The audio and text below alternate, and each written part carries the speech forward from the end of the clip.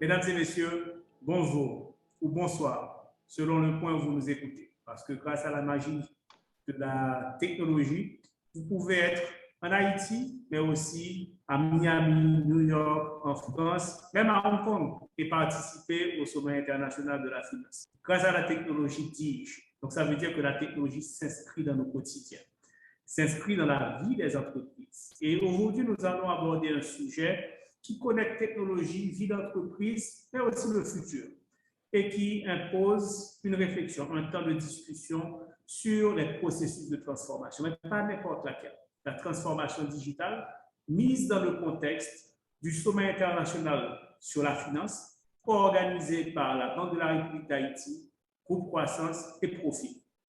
Cette année, le thème « Financer les micro, petites et moyennes entreprises ». Et on peut raisonnablement se poser la question, que vient faire la transformation digitale dans la vie d'une entreprise de petite taille, de taille moyenne, ou tout simplement une entreprise qui a l'ambition de s'étendre, de faire croître son activité, ou tout simplement de mieux fonctionner ou de faire face aux défis d'un monde qui change. C'est pour discuter de tous ces sujets que j'ai le privilège d'animer aujourd'hui une discussion à bâton rompu avec deux spécialistes sur le sujet qui vont partager non seulement leur expérience, leur savoir sur la question de la transformation digitale. Je vais avoir le privilège d'introduire Marvin Desjans de Gilead Sanders, qui a travaillé longuement sur le sujet, mais pour mieux commencer, honneur aux dames, je vais d'abord demander à Jannick Desbrosses, directeur du Project Management Office du groupe Profin, de se présenter brièvement avant qu'on commence à discuter, j'espère, pour votre plus grand bonheur. Jannick Desbrosses. Merci Robert. Donc, il m'incombe de présenter mon parcours un petit peu. Donc voilà, je détiens un diplôme universitaire en sciences informatiques, BS en computer science de l'Université de Michigan State. Et de là, j'ai évolué vraiment dans le secteur de la technologie de l'information, surtout dans le système financier, dans le secteur bancaire. Donc, d'abord, j'ai commencé ma carrière, je dirais, à l'USAID en tant que technicienne en informatique, ensuite responsable du réseau. Puis, j'ai rejoint la Promobank comme programmeur analyste. Et de là, j'ai accédé au poste de directeur du département de technologie. Puis, j'ai continué à la SOG comme directeur de sécurité informatique. Et après, je suis devenue l'assistante du directeur du département des technologies de l'information. Mais face au taux, je dirais, au taux faible de réussite des projets technologiques, j'ai décidé d'acquérir des connaissances en gestion de projet. Et c'est ainsi que j'ai suivi un programme de maîtrise et j'ai obtenu ma maîtrise en gestion de projet à l'Université de Barcelone. Et finalement, j'ai mon certificat PMP. Et je pense que Robert, fort de cela, tu as vu en moi peut-être un potentiel, quelqu'un qui pourrait apporter une valeur au groupe Profin. Et c'est ainsi que tu m'as demandé de rejoindre le groupe Profin, que j'ai accepté avec grand plaisir pour monter le PMO et faire de cette unité fonctionnelle un succès. Donc, merci de m'avoir donné cette chance, Robert. Et voilà, c'est un petit peu mon parcours. Merci pour cette introduction tout empreinte d'humilité et je suis sûr que la suite des débats convaincra nos participants que Jannick a acquis une longue expérience non seulement dans le secteur financier mais aussi dans le secteur de la technologie et qui lui vaut d'être avec nous aujourd'hui. Et la deuxième personne qui sera sur ce panel, Marvin Desjans, qui a travaillé à travers le monde sur les questions de transformation, retourne un peu au bercail et après avoir travaillé avec divers groupes localement, s'est convaincu qu'il y a pour Haïti et pour la Caraïbe une opportunité, pour ne pas dire un devoir, et afin de ne pas rater le train de la transformation, le train de l'évolution, il y a un devoir de tirer parti de ce qui se fait de nouveau et de tout ce qui va se faire. Marvin, présente-toi s'il te plaît. Merci encore, Robert, de l'occasion. C'est ma deuxième apparition sur le sommet de la finance, international de la finance. Je suis fier d'être encore revenu pour parler un peu de sujet sur lequel je suis extrêmement passionné, comme vous le savez, c'est la transformation numérique des entreprises, des petites entreprises, des grandes entreprises et même des entités gouvernementaux. Alors moi, mon parcours, c'est un peu comme Yannick, j'ai fait un parcours sur la communication, la relation publique, et ensuite, plus de 20 ans de cela, je me suis lancé dans ce nouveau jet qui est la transformation numérique, et plutôt essayer de comprendre exactement le changement qui allait se faire sur le monde et sur le marché. Et en fin de compte, pendant les 20 dernières années, je me suis lancé à comprendre exactement et c'est quoi la définition de la transformation numérique au-delà même de la technologie. C'est tout un changement, je suis sûr qu'on va y parler un peu, un changement de modèle d'affaires, de la façon de faire, de la façon de travailler qui bouleverse et change le monde. Et toutes les entreprises sont d'ores et déjà lancées dans cette, euh, dans cette compétition, de cette lancée de se transformer pour le 21e siècle. Alors, c'est ça mon travail. Je travaille avec les entreprises et les entités gouvernementaux pour leur aider à simplifier ce processus pour savoir exactement la piste où aller et comment y arriver plus rapidement et plus sainement avec toutes nos équipes. Alors, merci encore de m'avoir invité pour parler un peu de ce sujet que je pense qui est extrêmement important et à temps pour les PME qui nous écoutent. Merci encore. Merci Marvin et en tant que spécialiste sur le sujet, peut-être que je vais commencer avec toi pour poser une question toute simple et toute facile, dirais-je. La transformation digitale, la transformation numérique, c'est quoi? Un peu de mots. Bon, comme je viens de le dire, et la plupart des gens ont toujours une définition assez différente de la transformation numérique.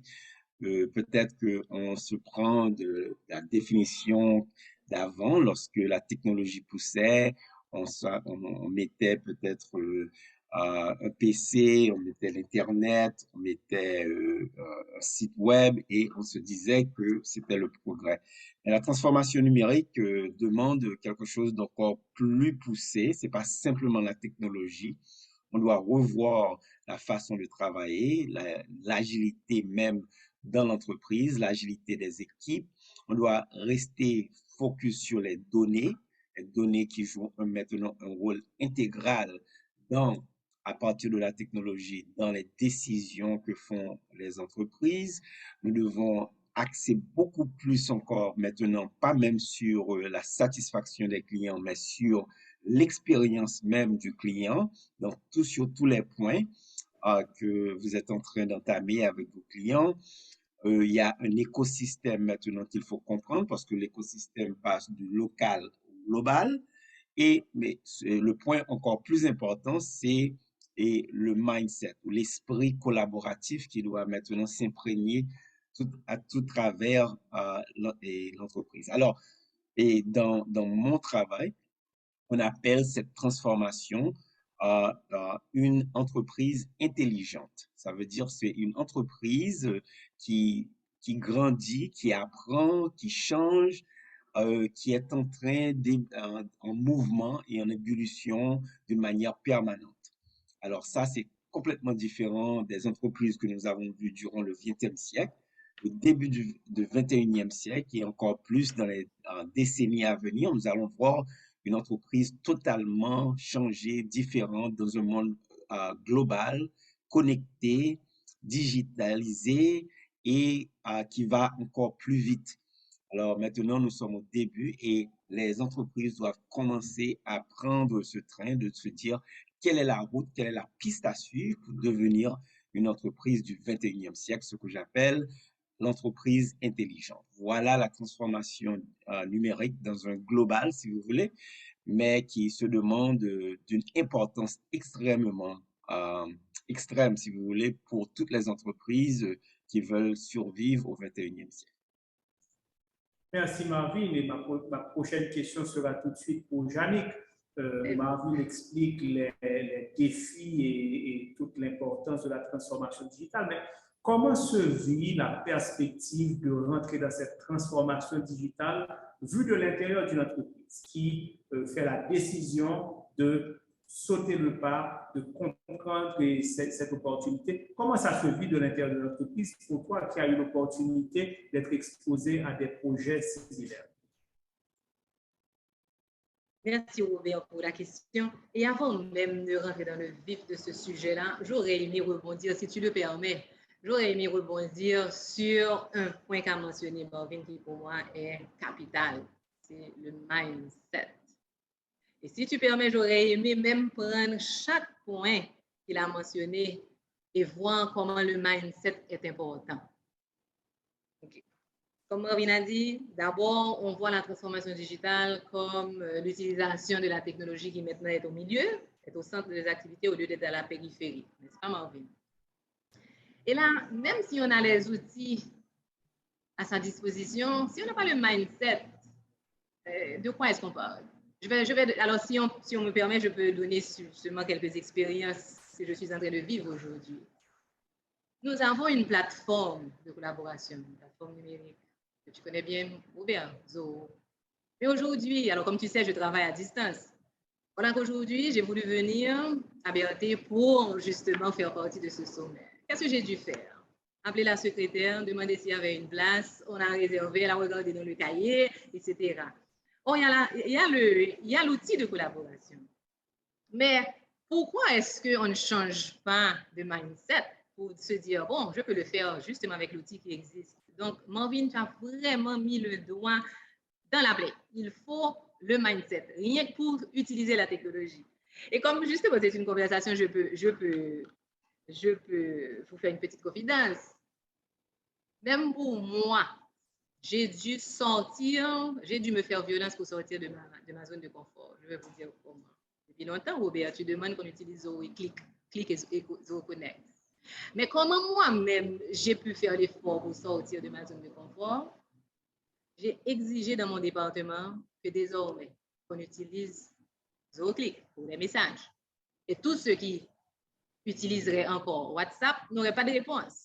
Et j'ai dit aussi que toutes les tâches seraient sur Zoho Connect. Donc, ça m'a forcé moi-même, puisque je dois prêcher par l'exemple, ça m'a forcé d'aller voir, d'aller comprendre Zoho Connect pour pouvoir utiliser cette plateforme.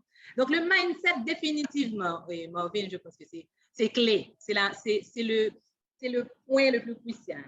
Allons prendre un autre sujet, là, enfin, une autre perspective que tu as mentionné. Tu as mentionné l'agilité. Oui, on travaille autrement avec l'agilité, n'est-ce pas? Mais encore là, on peut utiliser tous les principes de l'agilité sans faire l'agilité. Parce que l'agilité est d'abord un mindset, un changement. D'ailleurs, l'agilité manifesto le dit, qui est justement orienté client, comme tu dis. Il faut être engagé à livrer, à soumettre les livrables à la fin de chaque sprint, de manière à pouvoir justement travailler un petit peu plus rapidement et surtout avoir le feedback. C'est pour ça qu'on fait des itérations, avoir le feedback du client.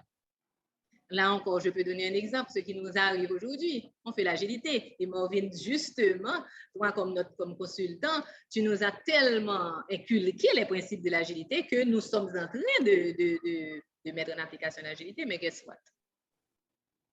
Nous avons un backlog, nous avons des sprints. Et à chaque sprint, on reconduit les livrables parce qu'ils ne sont pas finis. On n'a pas encore le mindset pour s'engager à terminer.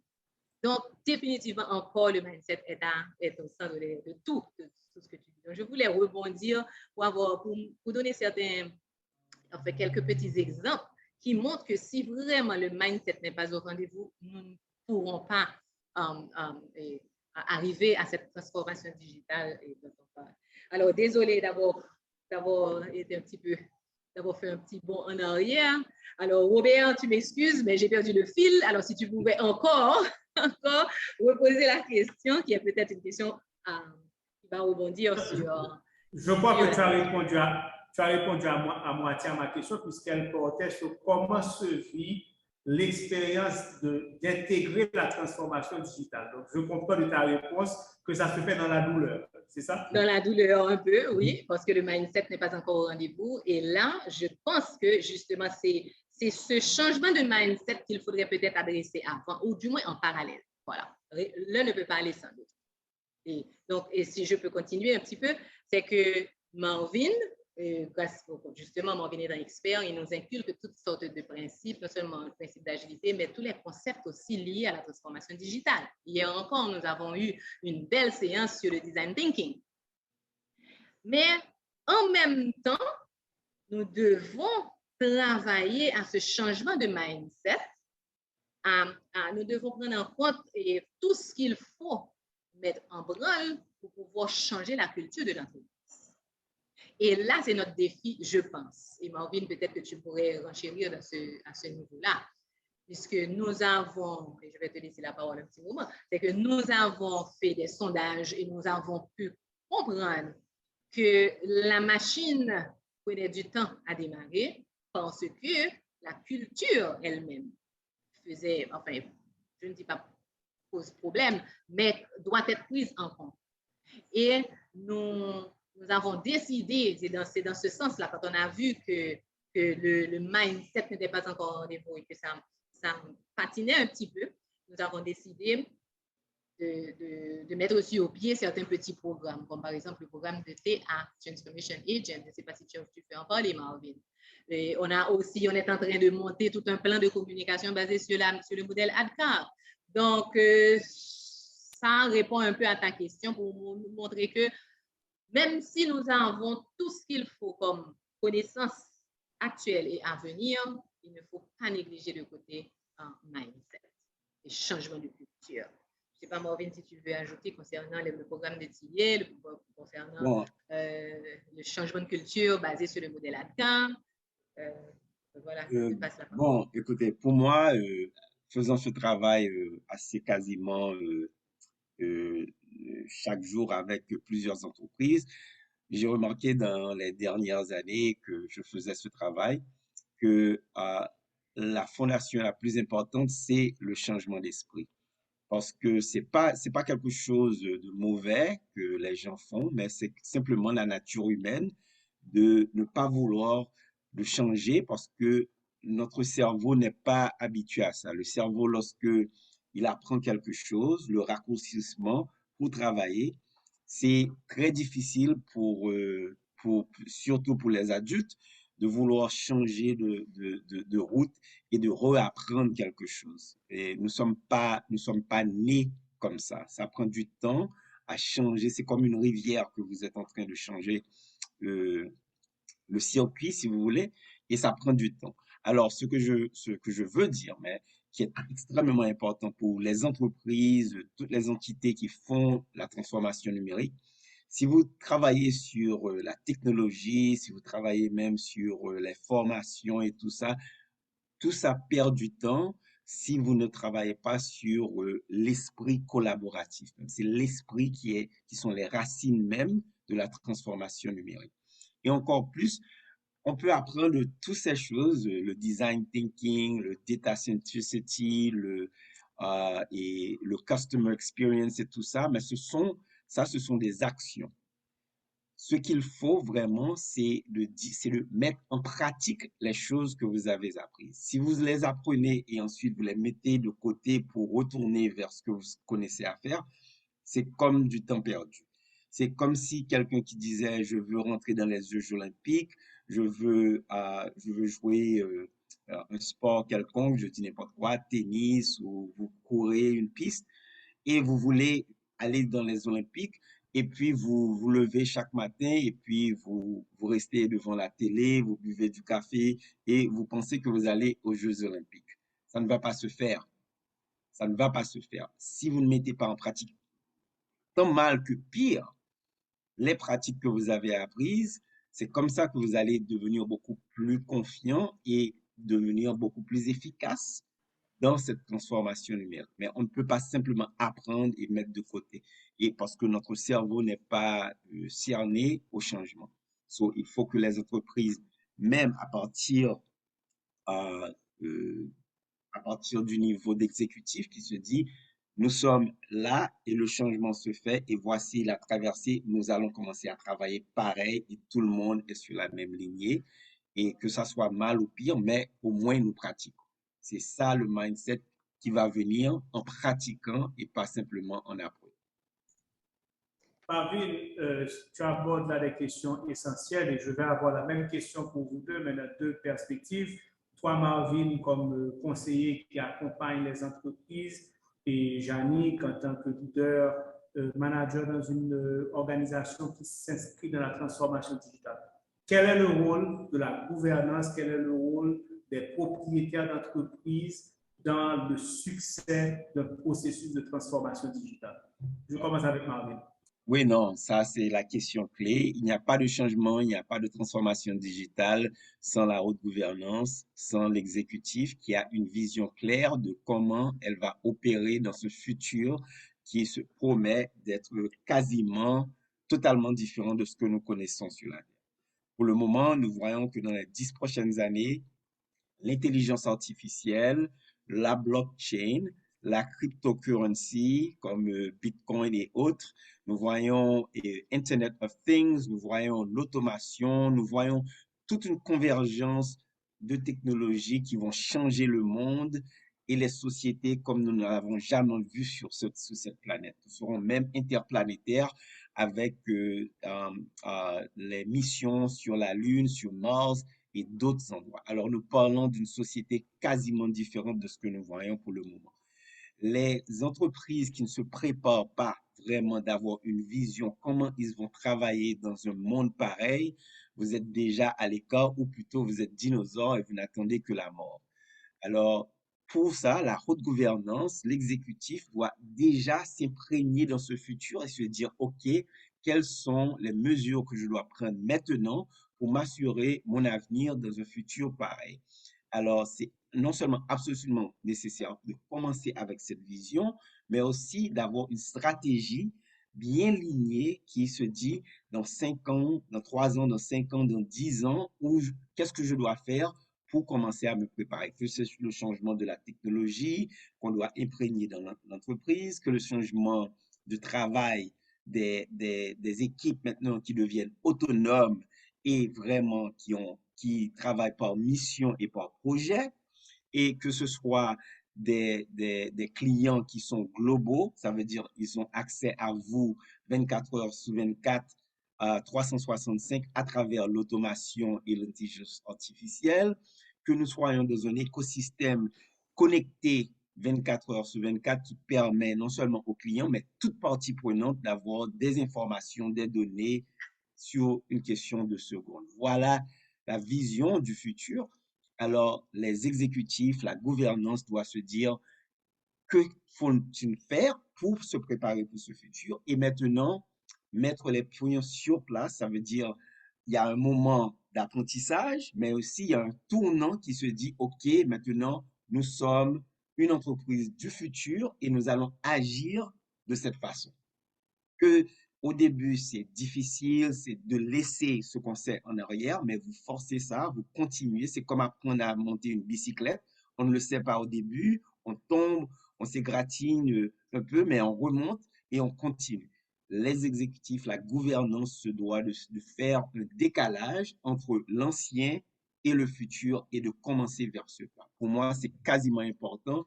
Sinon, vous allez toujours avoir un pas en arrière, un pas en avant et vous n'allez pas avancer. Qu'est-ce qui arrive à la plupart des entreprises qui se disent, qui échouent à la transformation digitale parce qu'il y a un moment où il faut faire une décision et il faut avancer. Pour moi, ça, c'est quasi important pour la gouvernance. Marvin, tu n'aurais pas pu mieux dire, excuse-moi Robert d'interrompre un petit peu parce que Marvin a tellement parlé. Oh non, tu vois, tu as dit qu'il n'y a pas de transformation si ça ne provient pas du haut management. Il faut ce leadership. Ils doivent prendre les rênes de cette transformation. Et je pense que chez nous, Marvin, nous avons cette chance. Nous avons un PDG visionnaire. Ce n'est pas pour lui envoyer des fleurs parce qu'il est sur le même panel que moi aujourd'hui, mais c'est la réalité. Oui, oui. Et Donc là, il s'agit pour nous aujourd'hui, je pense, c'est de continuer ces réflexions stratégiques pour savoir où nous voulons nous retrouver dans 3-5 ans.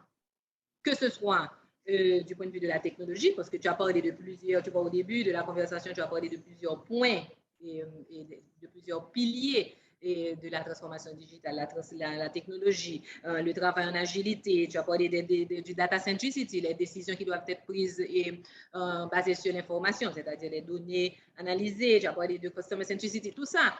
Donc, il doit y avoir davantage de réflexion stratégique sur la position que nous voulons avoir dans 3-5 ans au regard de tous ces points que tu as mentionnés, de manière, et tu as bien dit, de manière à savoir comment y arriver. Et le comment y arriver, c'est ça, c'est justement la stratégie. Et là, je ne saurais m'empêcher de parler de mon fief, du PMO, parce que lui-même, excuse-moi Robert si j'anticipe sur certaines choses, mais là, l'exécution même de cette stratégie revient en grande partie au PMO et je vais m'expliquer. Alors, définis PMO pour le public. D'accord. Avant même je vais simplement expliquer ce que c'est que le sigle. OK, PMO, on l'appelle communément Project Management Office, mais au fait, c'est Project Program Portfolio Management Office. Voilà ce que c'est vrai. C'est un bureau de projet en français, si on peut l'appeler comme ça, et qui justement, du point de vue standard, c'est-à-dire généralement parlant, il a 3 rôles. Il joue 3 rôles d'habitude. Il peut jouer 3 rôles. Il y a des institutions qui lui confèrent un seul rôle ou 2 rôles ou les 3. Chez nous, nous avons les 3. C'est quoi ces rôles? Un rôle de support, un rôle de contrôle, un rôle d'exécution. Et quand on voit si la stratégie pour qu'elle puisse être exécutée, elle est exécutée à partir via des initiatives stratégiques que justement le PMO, dans son rôle d'exécution, implémente. Et c'est ça, le PMO est là pour permettre à une institution de passer d'un état actuel, à un état futur à travers des initiatives stratégiques. Donc, de facto, le PMO a un rôle stratégique et important à jouer dans la transformation digitale parce que la stratégie va découler, enfin, bon, peut-être pas découler, mais va refléter cette transformation digitale que nous voulons. Je prends un exemple. Si nous voulons devenir, comme disait Marvin, une institution qui met vraiment la technologie au centre, il y a des questions qu'on va se poser. Mais quel type de technologie nous voulons utiliser dans 2, 3 ans, 5 ans? Est-ce que nous voulons devenir une fintech? Est-ce que nous allons utiliser toutes les technologies de la fintech? Tu as parlé d'intelligence artificielle. Jusqu'où nous voulons aller là? Nous voulons être data-centric. Mais est-ce que nous allons mettre une unité qui ne va faire que ça au service du groupe, c'est-à-dire analyser les données, les traiter, les analyser, etc. On veut être employee centricity aussi, mais jusqu'où? Est-ce qu'on va avoir un learning organization? Jusqu'où? Autant de questions. Quel sera le seuil,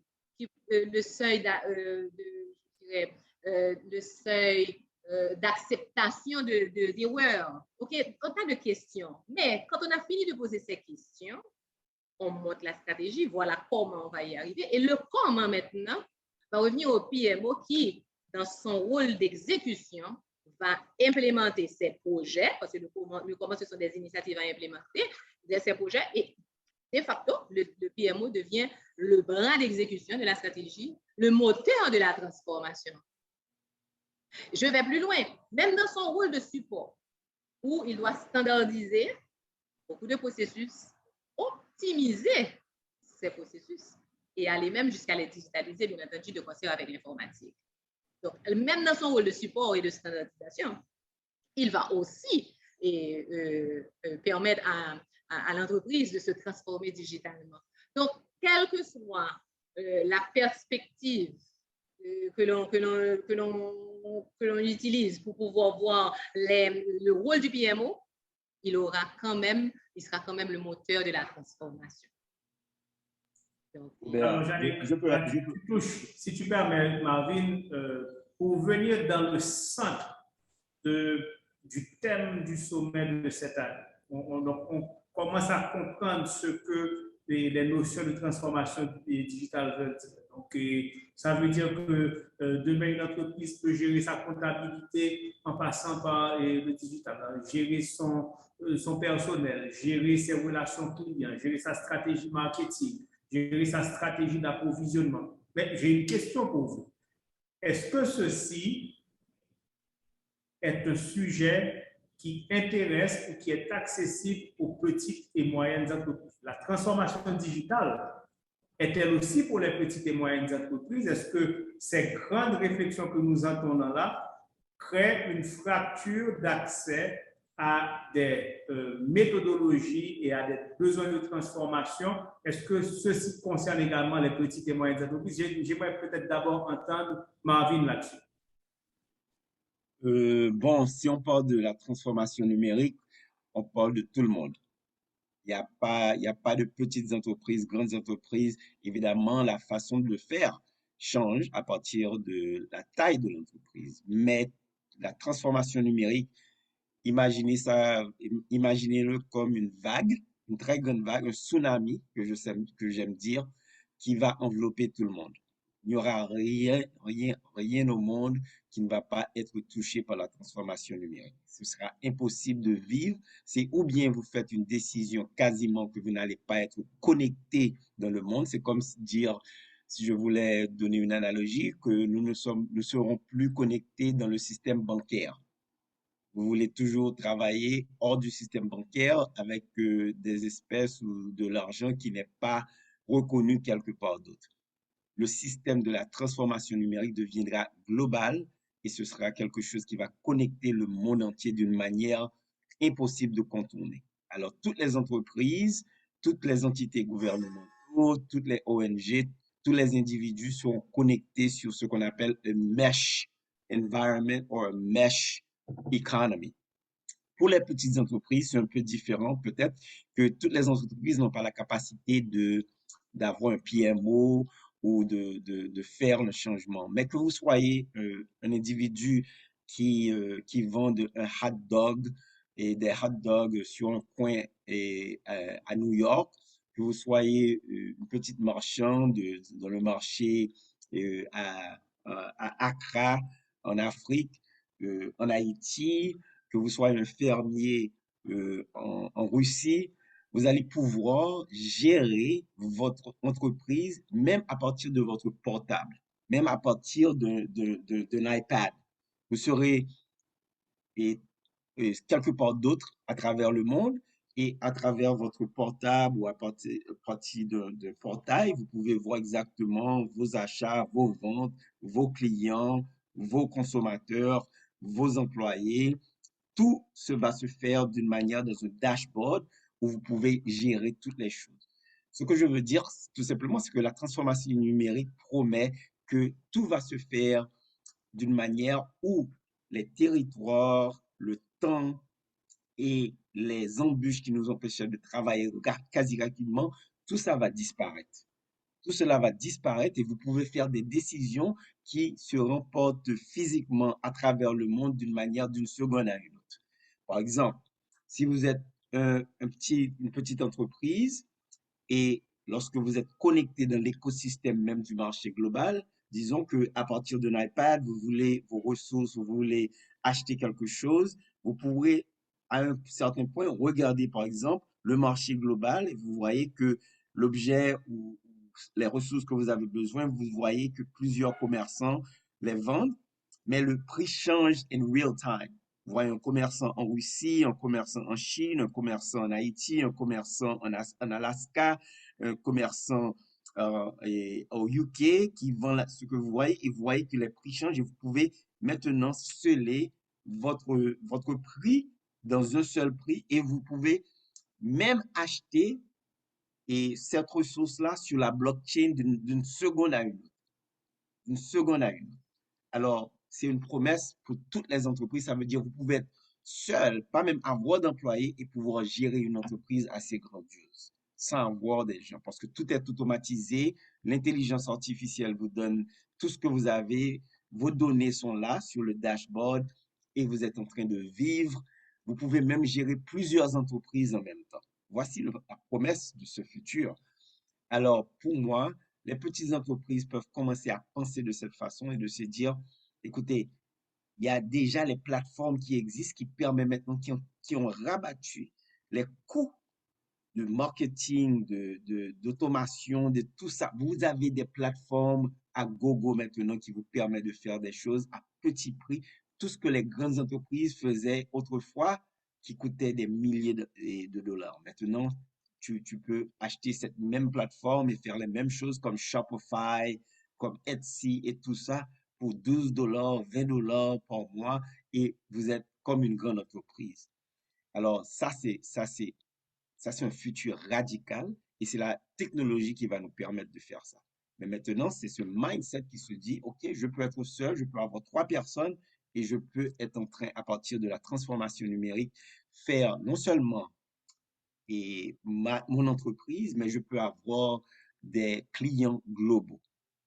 Si je les comprends, ils peuvent me trouver, ils peuvent avoir mes ressources ou mes produits et n'importe quand, n'importe où, et je me positionne comme ça, vous allez avoir une vie et une entreprise totalement différente à partir de cette mindset shift, de savoir que vous pouvez tout faire à partir de la technologie et cette nouvelle façon de travailler. Jeannick Desbosses, est-ce qu'il y a aujourd'hui des offres qui se dessinent pour des petites et moyennes entreprises qui veulent faire le saut de la transformation digitale et qui souhaitent accéder à des services de base en comptabilité, en gestion de ressources humaines? Quel type de solutions se mettent à la disposition d'entreprises qui n'ont pas la capacité, l'infrastructure pour aller monter toute cette capacité-là tout seul? Bon, je peux rebondir sur ce qu'a dit Marvin. Il vient de l'illustrer justement, disant que la transformation digitale n'est pas simplement pour les grandes entreprises qui ont quand même suffisamment de revenus et pour pouvoir embrasser la technologie. C'est pour tout le monde et même les petites qui n'ont justement pas cette solidité financière, je dirais, parce que tout est à la portée de tous. C'est ce que Marvin vient d'expliquer. Il suffit de vouloir, il suffit d'avoir le mindset pour aller chercher justement sur Internet, etc. et partout, tout ce qui pourrait servir pour transformer cette petite entreprise. Donc, il n'y a pas de limite. The sky is your limit aujourd'hui. La technologie est tellement accessible et à bon marché, comme vient de le dire Marvin, il n'y a plus de limite. Donc, c'est vraiment une question de mindset. Et ce mindset-là, encore, j'y reviens parce que ça peut être le moteur pour avancer vite, comme ça peut être aussi l'obstacle pour rester en arrière. Donc, la première chose de ce mindset est de savoir que qu'on soit petit, qu'on soit grand, on n'a plus le choix, quand même dire Marvin nous a suffisamment inculqué ça au niveau du COVID. On n'a plus le choix. On n'a plus d'autre choix que d'embrasser cette transformation digitale parce que le monde qui change là, à ce rythme, au quart de tour, tout change, le client est de plus en plus exigeant, etc.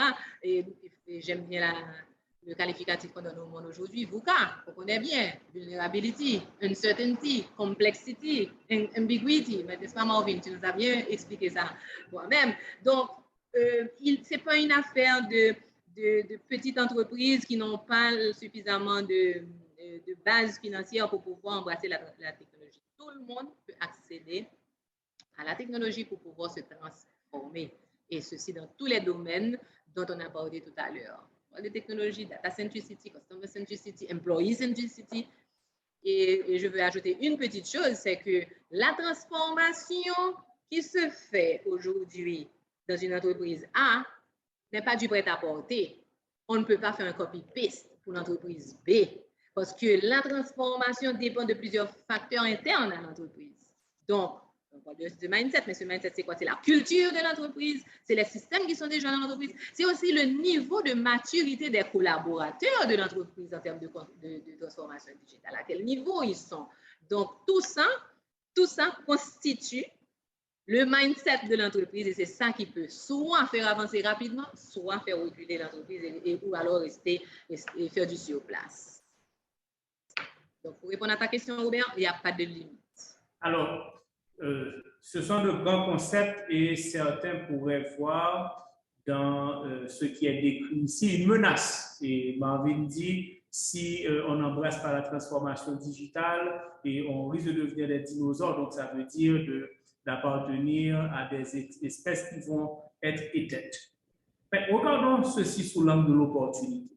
Comment est-ce qu'une entreprise de petite taille, de taille moyenne, établie en Haïti, à Port-au-Prince, au CAI, à Jérémie, à Port-de-Paix ou à Fort-Liberté, quelle opportunité offre la transformation digitale? Allons enlever le côté des contraintes, le côté de la peur, le côté des obstacles. Comment est-ce que la transformation digitale permet de rationaliser le fonctionnement, permet de dynamiser les activités commerciales, permet d'acquérir de nouveaux marchés, permet d'être connecté avec des fournisseurs, des clients ou des collaborateurs qui sont de par le monde? Parlons des opportunités, Marvin.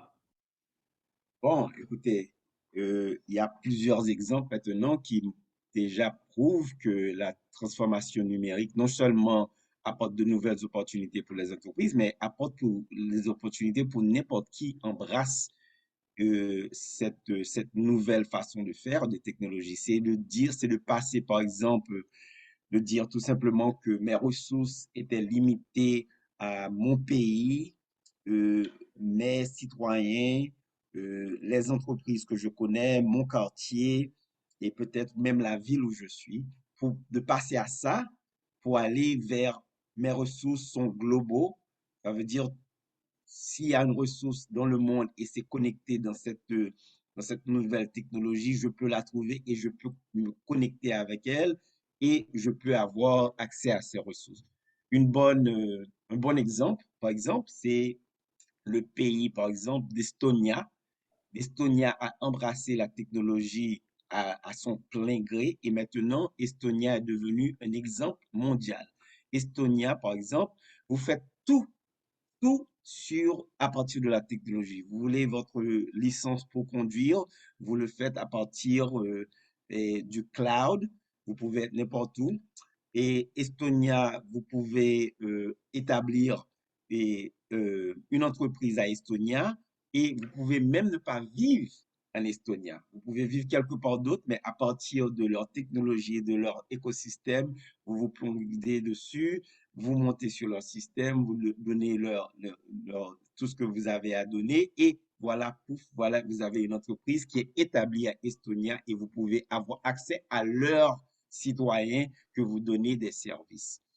C'est l'opportunité devient de petit à grand. C'est comme si l'univers s'ouvrait à vous et que vous avez accès à tout, non seulement de ressources, non seulement d'opportunités, non seulement de nouveaux clients, non seulement de la technologie, vous avez accès à tout. Si par exemple vous êtes un fermier ou quelque part, vous êtes une petite entreprise, c'est à Port-de-Paix, maintenant, avant, vous étiez et, par exemple, coincé avec ce qui rentrait dans le pays, ce qui avait d'accès dans le pays. Mais maintenant, vous pouvez être une petite entreprise et faire la compétition avec une grande entreprise qui se trouve n'importe où.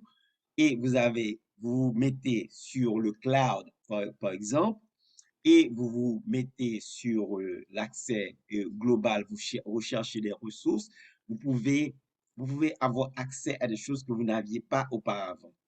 Vous pouvez même revendre vos produits, pas même en Haïti, hors du pays, si vous avez évidemment la façon de produire et d'exporter ça. Même ça, vous pouvez trouver maintenant, de trouver un partenaire qui, si pour lui, c'est bien de faire un partenariat avec vous, peut même trouver un moyen d'importer ou d'exporter vos produits que vous ne pouviez pas faire d'avant. Alors, l'univers nous est ouvert à partir de la transformation numérique. C'est vraiment de commencer à penser hors de la boîte. Je dis même qu'il ne devrait même plus avoir de boîte et d'expandre vraiment sa pensée et de se dire qu'est-ce que je veux faire, qu'est-ce que je veux accomplir. Et maintenant, lorsque vous avez cette vision, c'est maintenant qu'est-ce qui est à notre portée pour pouvoir accomplir cette vision. Pour moi, la transformation numérique, c'est, je ne sais pas, le tapis magique qui va permettre aux entreprises vraiment, que petites ou moyennes ou grandes, de vraiment faire la compétition sur un plan égal et qui va vous permettre de faire cette compétition, de travailler d'une manière quasiment différente et sur une manière globale. Non seulement de la compétition, de la concurrence, mais aussi de l'opportunité globale. Donc, Yannick Desbrosses, ça veut dire que concrètement, une entreprise de taille moyenne, de petite taille, qui n'aurait pas la capacité de se payer une direction de ressources humaines très complexe pour gérer les congés, le payroll et les effectifs, ou qui n'a pas la capacité de se payer plusieurs comptables ou des analystes financiers ou une direction de PMO, aujourd'hui, à travers la transformation digitale, pourrait non seulement trouver accès à des services de ce type à meilleur coût et améliorer ses compétences. Ceci est-ce un rêve ou est-ce la réalité? Non, c'est déjà la réalité, ça. Et c'est ce que tu te disais, Marvin, c'est une affaire de think out of the box. C'est déjà la réalité parce que tout ce que tu viens de mentionner existe déjà et est disponible. Une entreprise qui n'a pas les capacités financières qu'il faut, mais il y a tellement de solutions cloud, OK? C'est-à-dire service as il y a bank as a service, toutes choses as a service. Donc, sur le cloud, déjà, cette PME peut accéder à toutes sortes de services et sans avoir à débourser pour un investissement lourd. C'est simplement au fur et à mesure, cette entreprise paiera un abonnement pour ces services-là. Mais il y a aussi, tu parles de ressources, tu viens de parler de ressources humaines, mais il y a aussi tout ça. The labor est aussi as a service. Tout se trouve sur le cloud, tout se trouve connecté, tout se trouve accessible. Et parlant de ça, tout à l'heure, Marvin a mentionné que même les petites pourraient faire compétition avec les grandes parce que tout est accessible sur Internet et le cloud. Alors, moi, j'irais à dire, c'est même pas une affaire de compétition, c'est que le monde va se globaliser. C'est-à-dire que les petites vont justement faire toutes sortes de partenariats avec les grandes et les autres pour avoir un monde global. Maintenant, c'est vers ça qu'on va. On ne va plus avoir de compétition et de concurrence. Peut-être que la transition va paraître un petit peu dans ce sens-là, mais ce ne sera pas le cas. Tout va être global parce que ce sera un grand partenariat, chacun venant avec son expertise pour pouvoir justement donner satisfaction aux clients qui aujourd'hui devient de plus en plus exigeant, de plus en plus et qui veut tout avoir au quart de tour en un clic. Donc, il n'y a pas moyen de ne pas se mettre ensemble dans ce monde qui aujourd'hui est tellement digital et tout est ouvert qui se veut un monde global. Donc, alors, Robert, il y a moyen pour toutes les petites entreprises pour pouvoir je m'en voudrais de fermer ce débat sans revenir sur deux termes que vous avez utilisés.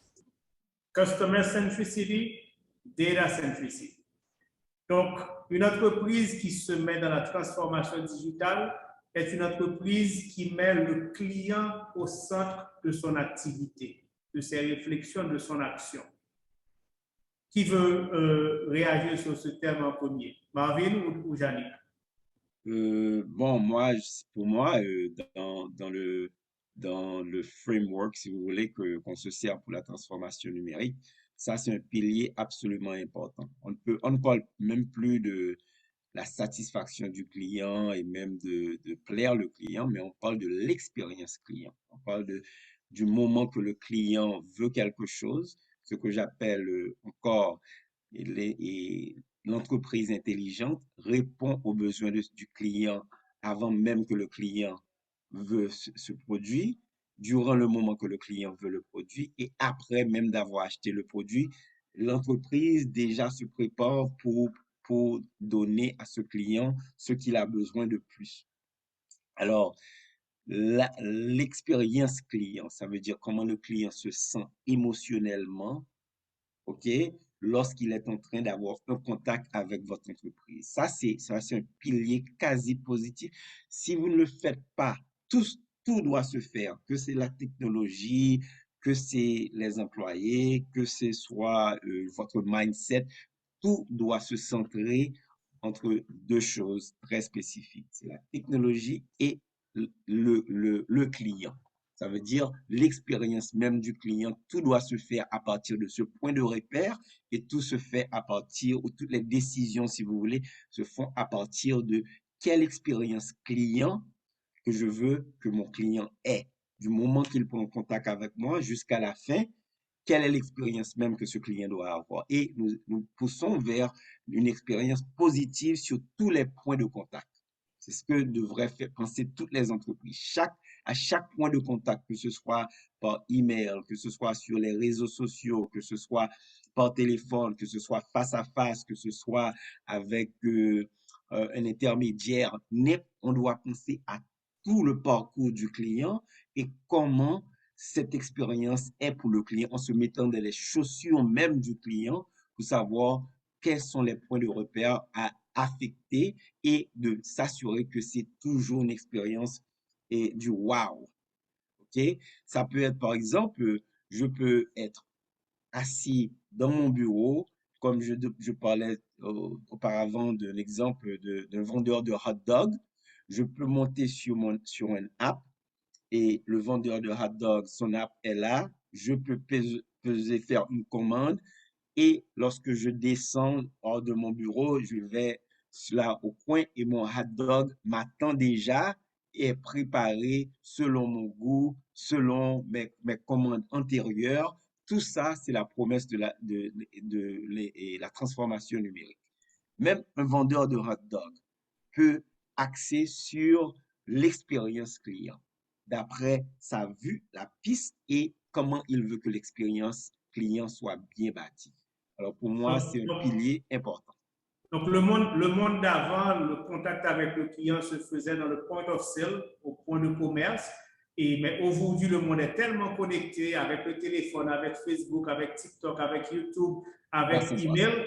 On est en contact en permanence avec son client et il faut se transposer et se poser la question comment vit le client et comment s'interconnecter avec. Je crois que c'est une notion essentielle, mais Yannick Desbosses, Data Centricity, tous ces contacts, toutes ces informations, tous ces échanges, tout ça, c'est de l'information, c'est du data. Ce data, on en fait quoi? À quoi il sert? Comment l'utiliser au profit de l'expérience client et comment l'utiliser au profit de l'entreprise pour qu'elle puisse améliorer son fonctionnement et sa connexion avec l'écosystème? Eh bien, c'est ça. Aujourd'hui, nous collectons des données sans vraiment savoir même pourquoi nous les collectons. Il faut d'abord poser le problème. Qu'est-ce que nous voulons savoir sur le client? Qu'est-ce que nous voulons savoir au sujet d'un problème quelconque, d'un défi que vit l'entreprise? À ce moment-là, on les collecte et on doit les traiter de manière à les analyser.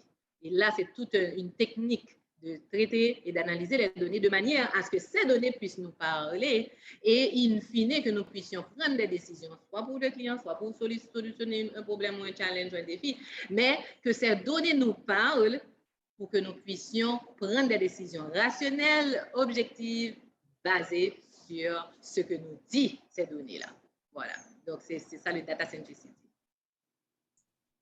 Mesdames et messieurs, je crois que sur les propos de Marvin Desjardins et de Yannick Desbosses, vous comprenez que le monde a beaucoup changé, mais que le monde va encore changer et qu'il y a un besoin d'anticiper ces changements, ce qui est vrai pour les grandes entreprises à l'échelle mondiale, mais aussi pour les petites et moyennes entreprises et même les plus petites, y compris sur le marché haïtien. Vous venez d'entendre que l'entreprise du futur doit être intelligente. L'entreprise du futur doit sortir de sa zone de confort. L'entreprise du futur doit se soucier de son client qui peut être partout, qui peut être à côté ou très loin, et aussi de ses relations avec un ensemble d'écosystèmes. Je crois que ce panel nous révèle un monde nouveau qui est fait d'incertitudes, comme l'a décrit Marvin Desjardins et Yannick Desbosses, qui est fait de challenges, qui est fait de défis, mais aussi qui est fait d'un monde d'opportunités. Micro, petites, moyennes entreprises d'Haïti, soyez ouverts à la transformation. Écoutez et réécoutez chacun des moments, chacun des messages de ce panel et décelez pour vous un monde d'opportunités dans un monde qui change.